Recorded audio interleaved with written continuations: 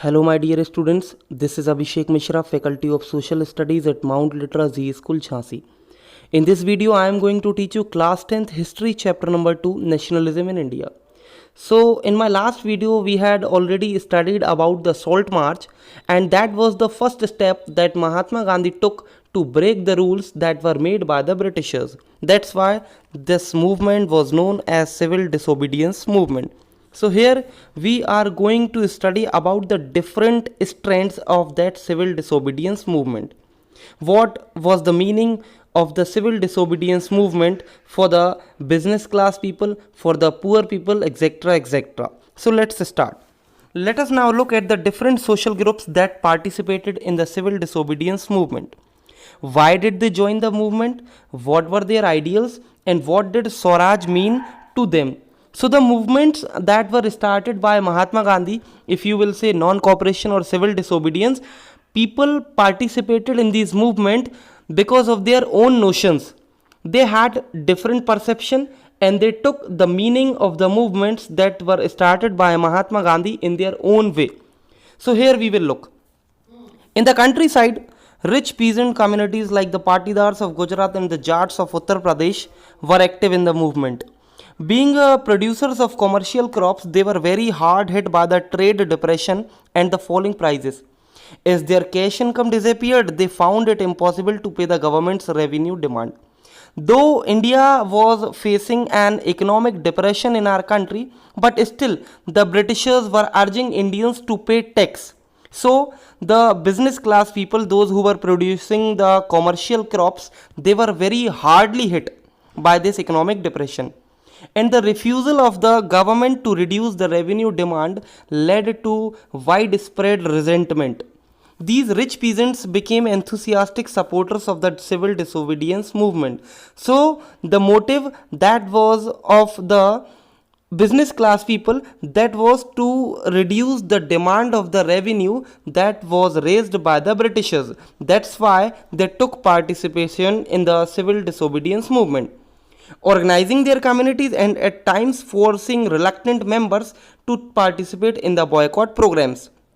For them, the fight for Swaraj was a struggle against high revenue. Mainly, there was a single motive for the business class people, that the revenue that was taken against them, it should be reduced. And that was the meaning of Swaraj, or you may say civil disobedience movement for them.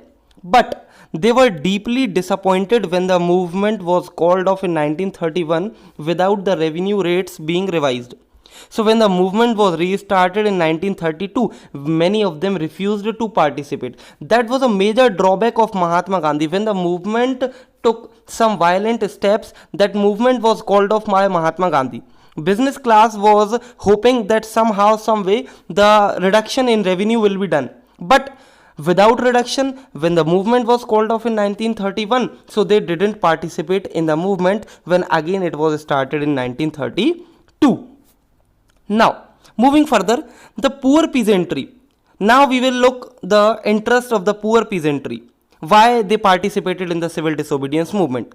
So the poor peasantry were not just interested in the lowering of the revenue demand, as they were landless laborers.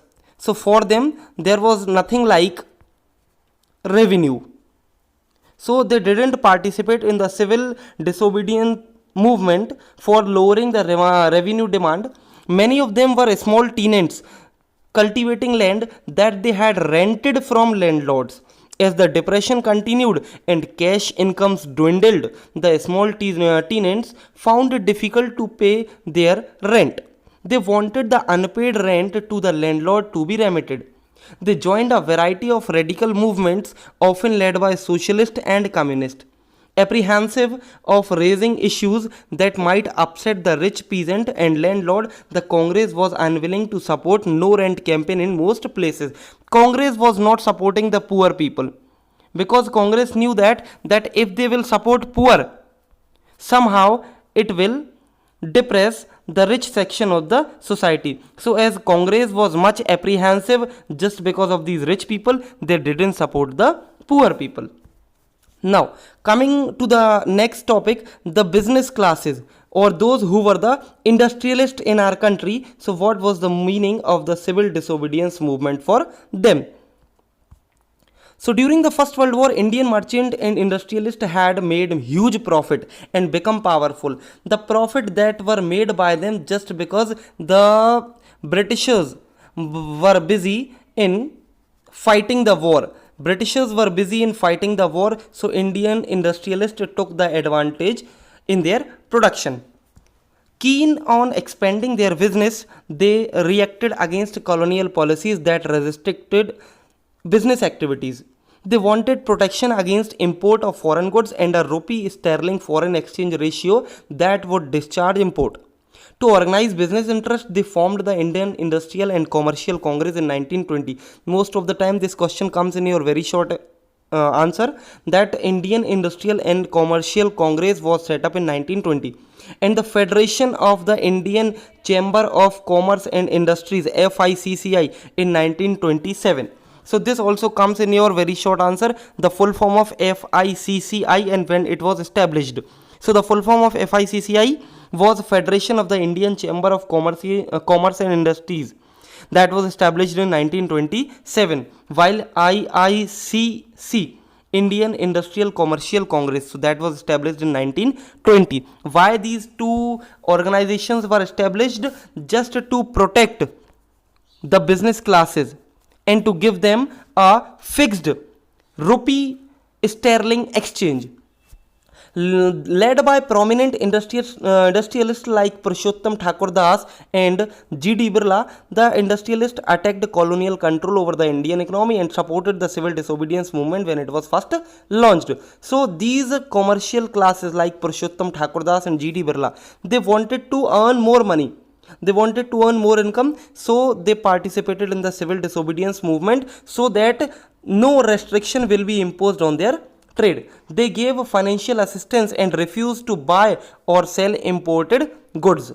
Most businessmen came to see Swaraj as a time when colonial restriction on business would be no longer exist and trade and industry would flourish without constraint. So the motive behind the business classes people was that now there will be no restriction imposed on them and they can participate in the civil disobedience movement and can do their trade freely as they want.